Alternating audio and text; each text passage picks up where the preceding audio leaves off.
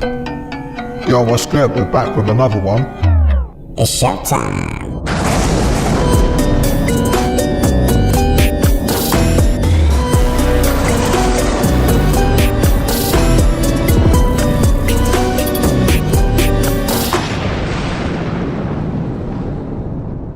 Rob, what is the Vatican keeping secret? For their entire time that they've existed, they've collected manuscripts and relics and items from either campaigns or crusades, not only for their own research and to support their ideas, but also to prevent anything coming out, because they need to control the information around biblical issues and biblical dogma. They can't allow alternative views to become public, become disseminated. What kind of things exactly are you talking about? In terms of documentation, they've got 52 miles of shelving of books and manuscripts alone. So that'll be everything from early first century fragments to potentially entire alternative gospels. And why would that be damaging to the Catholic Church? Because there's a potential for alternative views to emerge. There were lots of different books originally that were set to go in the Bible, and it was only through a process of politics mainly that the final books were chosen. There are also ideas that there's a book of Q that academics have termed a book that would have been the source material for the main Gospels of Matthew, Mark, Luke and John, because the main Gospels were written long after the time of Christ. So if they've got something like a book of Q, that would undermine everything else. I gotta do another episode on the Vatican, bro. If you're new to our channel, go and check out our episode on the Vatican. It was one of our first deep dive episodes. There is something in this over 400-year-old painting that you need to see. Something that shouldn't be even conceptualized that many years ago. As you zoom in closer to this river, you see people crossing the river, you see these guys here, but you gotta zoom in further. Along the ridge there are people crossing on what appear to be long necks. Now, we don't know that they're long necks. I think it may be closer to what Marco Polo wrote in 1292 when he went to China and said that he saw Chinese people with dragons yoked to chariots and trolleys and were using dragons to like they use horses. And you got to think about the Chinese calendar is strange. There's 11 creatures on there, or 12, that are common living animals. Horse, dog, chicken, sheep, and then there's dragon. So what was Bruce Gale really drawing here in 1562? How would they have known what they looked like? Because they lived at the same time, bro. A star is not going to appear and vanish within 1 hour. That's completely unthinkable. Many people say that, okay, there's no evidence for UFOs. Why are you wasting your time? It's time to think of alternative ways of searching. Perhaps the discovery of extraterrestrial life is already on some photographic plate and we just haven't looked at it right.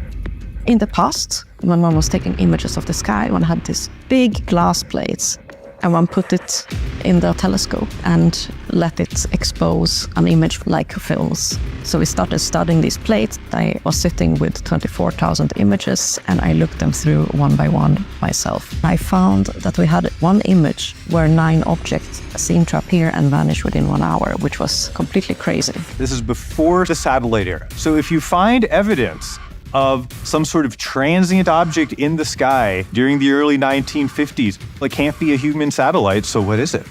So the Triple Transient happens on the 19th of July 1952.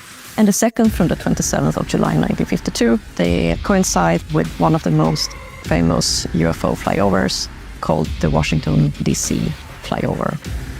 There were many witnesses, like pilots and stewards, that saw mysterious objects. Was perhaps the most significant wave of UFO sightings in U.S. history. We should watch that. She's a plant, bro. 他为什么被禁足住？这就是什么床？我操！哎呦，我没动！我操！我的我操！我操！将军，您看看。视频发给我，我操，太有说了。静止了。那里应该有东西，我跟你说。你小心点，将军。哦，那里有个格子在吃到东西。哦。我刚看到他局长在抽搐，我感觉看他有点急。蓄力，发射，蓄力不力，冲 ，Go Go Go，跟不动了一样，我操！那我把他兄弟抓兄弟，妈在这样。哦，打红完了，叫兄弟来了，撩人了，干了。哎，老铁，你在干嘛？他也不动。他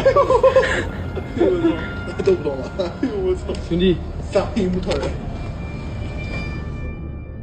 That was a glitch in the Matrix. Nah, bro. Cats can see things people can't. To give you an example of like what's happening, say, Treasury, which is improving rapidly. The main payments computer is called PAM, like payment accounts master database or something like that. But everyone calls it PAM. That's responsible for almost $5 trillion of payments a year, roughly $1 billion an hour, and when we came there, we're looking at the PAM, and it's like the payments have no. You could put a payment through with no payment categorization code, and no description on the payment, like basically untraceable blank checks. This is the kind of thing that if it was done as a public company, the company would be immediately delisted, and the executive team would be thrown in prison. But this is just normal at the government. So we said, okay, our recommendation to the Treasury and the Federal Reserve is like, we need to make the payment categorization codes mandatory, not optional, and there needs to be an explanation. We're not judging the quality of the explanation, but there should be some explanation for what this payment is for above nothing. That's a radical change to the system that is being implemented now. My guess is that probably saves $100 billion a year. Jesus Christ! That's where was that money going? Rough order of magnitude. Where was that money going? Well, so this is where you get into the sort of gray boundary between waste and fraud. If money is sent to a person or organization from the government, and you didn't really deserve it, but the government still sent it to you, is that waste or fraud? Right. So, I mean, there's a lot of payments that where someone just approved the payment, but then that payment officer changed jobs or retired or died, and the payments just keep going. You know, it's like if you forget to pay your gym membership or something like that. Right. Now imagine it's not the gym membership. You said your gym membership's $20 billion a year or something, you know. But they forgot to turn it off. That's happening at scale in the government. Jesus it's totally nuts, Christ, is what I'm saying. So insane. That's a crazy amount of money. But have even more if he paid his taxes. It's more than just insider trading. Like the insider trading stuff, like the stock portfolio stuff is quite trackable, but there's it's a lot more than insider trading. The way they're acquiring wealth. Correct. And what other methods? I mean, this is really going to get me assassinated. It's like I'm not lengthening my lifespan by explaining this stuff, to say the least. I mean, I was supposed to go back to DC. How am I going to survive? It's going to kill me for sure. In fact, I do think like it's like I actually have to be careful that I don't push too hard on the corruption stuff because it's going to get me killed.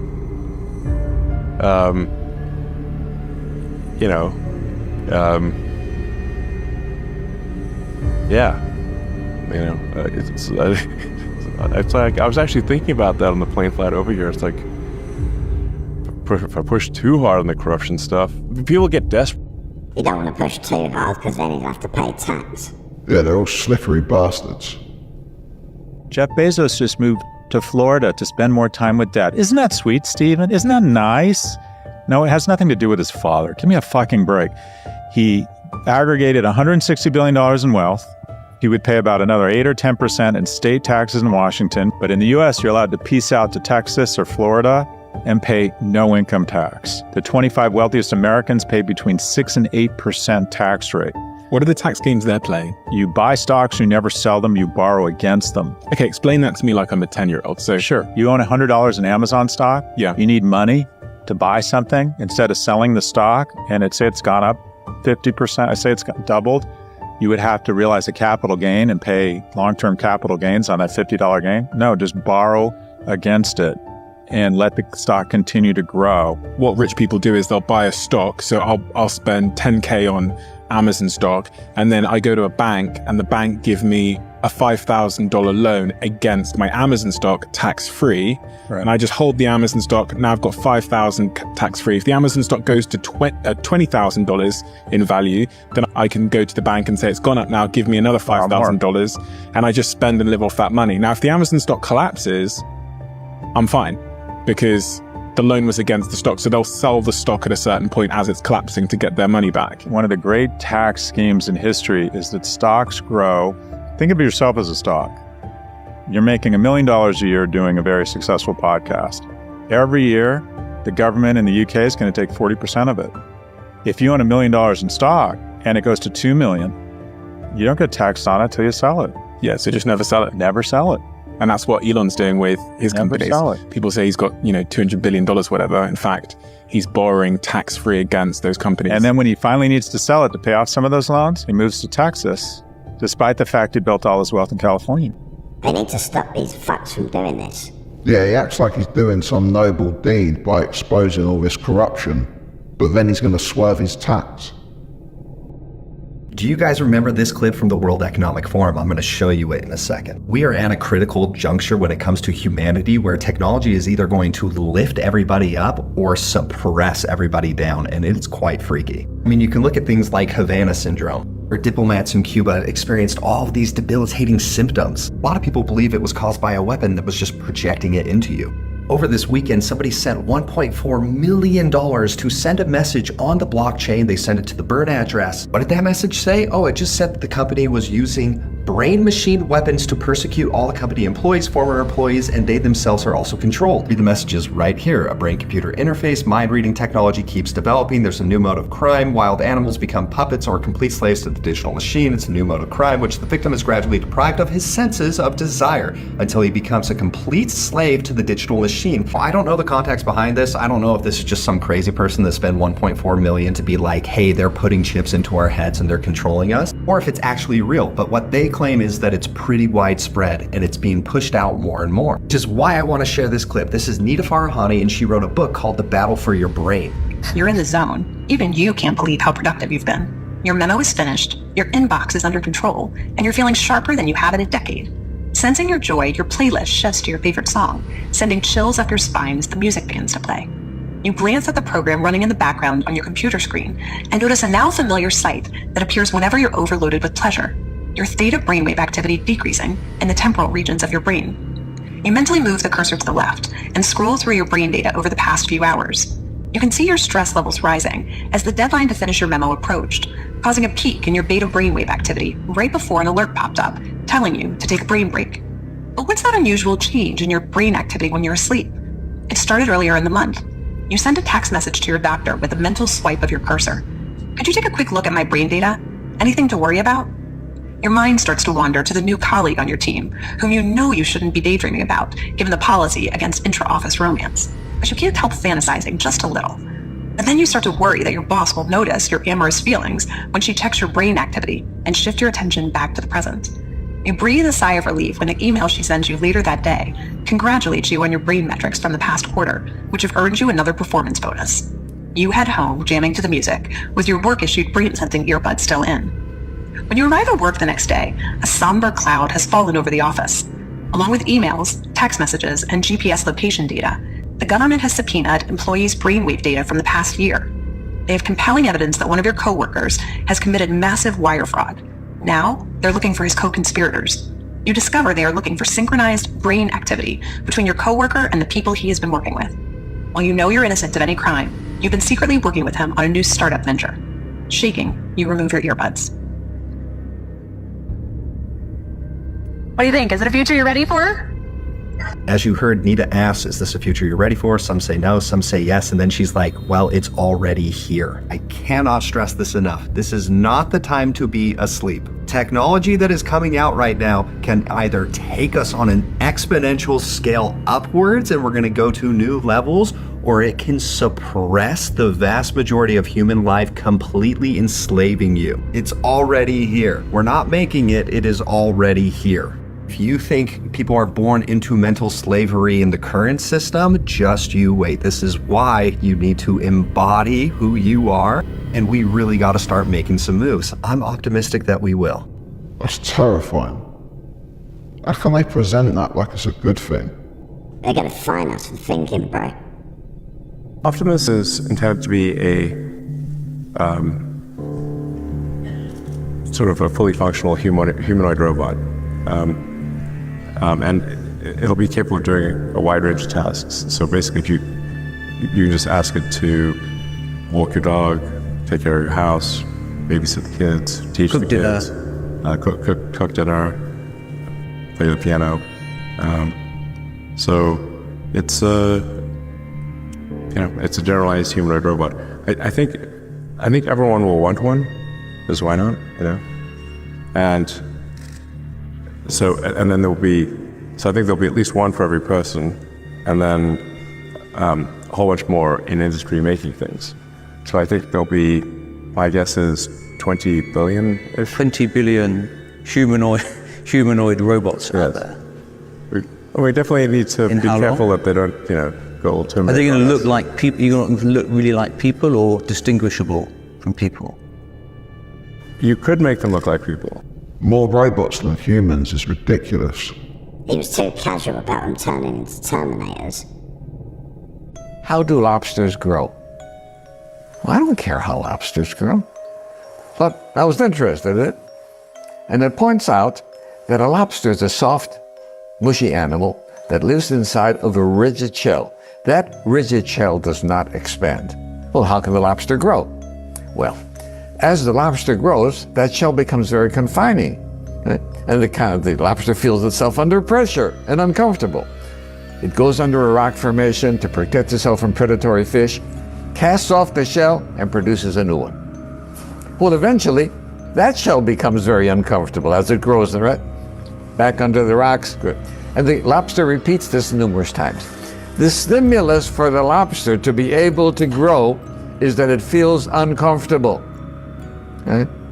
Now, if lobsters had doctors, they would never grow, because as soon as the lobster feels uncomfortable, goes to the doctor, gets a Valium, gets a Percocet, feels fine, never gets off its shell. So I think that we have to realize that times of stress are also times that are signals for growth. And if we use adversity properly, we can grow through adversity. We're too quick to prescribe some bullshit when a lot of the time people just need to talk. They just want to make money, bro. In a huge breakthrough, scientists have now managed to genetically engineer mice to have woolly mammoth traits. Meet the woolly mouse. It's the latest development from Colossal, a company trying to bring back extinct species. So we did not know that they would be this adorable, which makes us even more excited about the mammoth. Ben told me they're on track to make a woolly mammoth by 2028, after they last walked the earth around 4,000 years ago. But when they say woolly mammoth, they actually mean an elephant whose DNA has been edited to include mammoth genes. And that's where the woolly mouse comes in. These have been genetically engineered to express multiple cold adaptation traits, like the rate of hair growth, the texture of their woolly fur coats, and their curled whiskers. It's been called a watershed moment in the de-extinction mission, but if you've seen Jurassic Park, you might be thinking, why mess with nature like this? For Colossal, it's about using genetics to build biodiversity in a world that's changing at a rate evolution can't keep up with. But also, Ben says it's simply too risky not to intervene. It's forecasted that we're going to lose up to 50% of all biodiversity between now and 2050. And so we are in this sixth mass extinction that has been driven by man. And it's really important to acknowledge that, conservation works. It just doesn't work at the speed at which we are changing the planet and eradicating species. Now they're going to genetically modify animals so they can deal with what we've done to the planet. It's not going to end well, bro.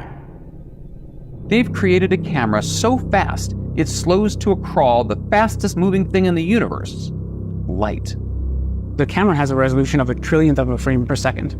And so we can actually observe light as it goes through this scene. A trillion frames per second? Mm-hmm. At that speed, a flash of light on a still life is transformed into a journey. We'll see light coming in by its reflection off the floor. Oh, wow. As the light wave propagates, it'll hit the surface of the fruit and we'll see that light up. And then only after delay will you see the light hit the wall behind it, and only after another delay will you actually see the shadow behind it. Wait, so the shadow doesn't appear instantaneously? That's right, because the wall is farther away, it takes light a longer time to reach it. That's crazy. Soda bottle filled with water, but then a flash. So you see the pulse of light enter in from the left? This pulse is actually a packet of photons, particles of light. And we can see its energy front sweeping across the bottle from left to right. And eventually the pulse will hit the cap and emit a bright flash. Just think how fast it was traveling. About 600 million miles per hour. And how long did that event take in real life? It took a billionth of a second for light to go from one end to the other. Put another way, if you were to film that iconic apple with this camera and made a movie of the bullet entering the picture, going through the apple and out the other side, it would take about a year to watch this entire movie. This would take a year to watch? That was incredible. A trillion frames per second, bro. London is now 37% white. The three biggest cities in England and Wales are now white minority cities. Oh my God, how alarming that would be if it were true, and I was a little bit racist. Actually, London is about 54% white. The way you've arrived at 37% is by not acknowledging the whiteness of white European people who aren't from England, which seems a bit on brand for you, I can't lie. The English are the only really white people. Polish people aren't really white, they're more off-white. We are the most racially pure. No, that kind of language has bad optics, doesn't it? We are the Ubermen. No, that's worse. We are the Aryan Supermen. No. How do I say this without sounding like what I am? Also, the remaining group is all the other ethnicities put together. Like 20% Asian. That means all the Pakistani people, the Indian people, the Chinese people, the Korean people, the Arab people, all seen as one group. Which means the only way you've arrived at white being a minority is by classifying all of the non-white people as a single ethnicity, which also seems a little bit on brand for you. The truth is that white British is by far still the largest group, so that's not really what minority white means, is it, Nigel? Now, it should be noted that out of all of these people put together, almost 80% of them speak English as their first language, which means even the majority of these people were born and raised in Britain. They're second, third, sometimes fourth generation, which means they're not immigrants. They didn't emigrate anywhere. They live the same place they were born, sometimes the same place their parents were born. That's why it says Asian British and Black British. These are just British people with brown skin. That's what happens when your country spends centuries trying to enslave and colonize the world. You end up with people from all over the place. Now you're trying to play the victim like, oh no, the consequences of our own actions are oppressing us. Now overall, Britain is about 82% white, and this number is actually shrinking somewhat quickly. The reason for that is that British people, like most white European people, aren't reproducing themselves anymore. See, in a consumer capitalist economy designed to funnel all the money to the top, you need constant population growth to keep that economy running. So if your population doesn't grow organically, that means you need immigration. Ironically, the super wealthy are kind of financially dependent on the very immigrants they vilify, which means all you actually have to do to fix it is stop funneling all the money to the top so that the middle class can flourish again. But you're not ready to have that conversation, are you, Nigel? After all, convincing poor people that other poor people are to blame for poverty so you can help the rich people steal all the money in the background is like your favorite thing to do. He nailed it, bro. It's crazy that working class people think this toffee little prick cares about them. Okay, let's cut one. His musical hero, seen here in a rare movie appearance, was Roy Hamilton. My chickadee, come here to me. An obscure R&B singer who greatly influenced Elvis's vocal style.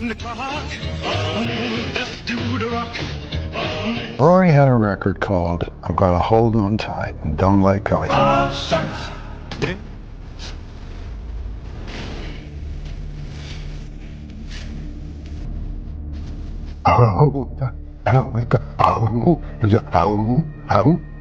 Elvis goes, that's gotta be the bottom part of my life.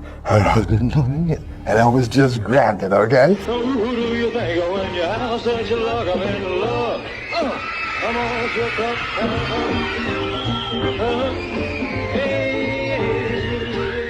Hamilton had managed to extend his career by abandoning the youthful energy of his early R&B hits for a measured string of ballads aimed at a more mature audience, as he demonstrates here in the movie Let's Rock.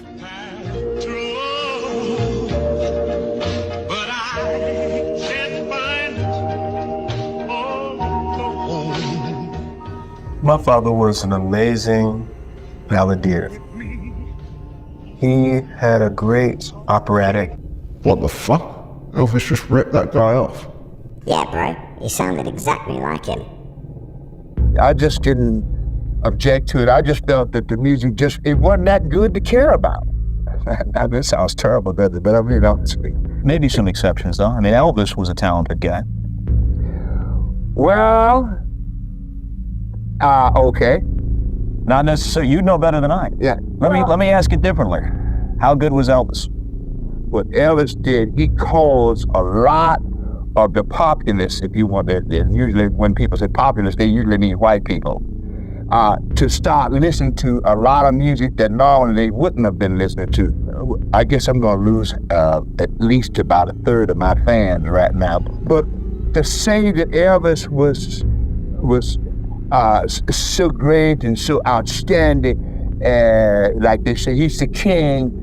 I got in trouble because one guy asked me this question and I said the king of what, and he got mad at me. You see, I don't think of Elvis like that because I know too many artists that are far greater than Elvis. I think Elvis person came along at the right time where he was a white kid that could do rock and roll or rhythm and blues or whatever name you want to call it, and the girls could swoon over him. Nat Cole got in trouble in Alabama when the women swooned over him, got put out of town. And black people been going out shaking their behind for centuries. And what the hell's unusual about that shaking their hips and stuff? And that's all Elvis was doing, was copying that. And he was doing our kind of music. He was doing the Willie Mae Thornton jailhouse rock. That's black music. So what the hell am I supposed to get so excited about, man? But I think all that stuff about saying he's the king and he's it's a piece of bunk. Sorry. Next question. Don't ask me no more about Elvis because I got me enough trouble as it is. I think you covered it, though. I don't think a follow-up is necessary. Elvis was a fraud. Yeah, bro. Everyone knew it. But we'll have to save that for next time. A big thanks to all our new members and everyone gifting the memberships. Come and join the Discord, bro. We're going to switch up the schedule a bit next week, but we'll make a post so that you guys know. We're going to post on the weekend, bro. And as always, thanks for watching. Remember to like, comment and subscribe. And we'll see you in the next one.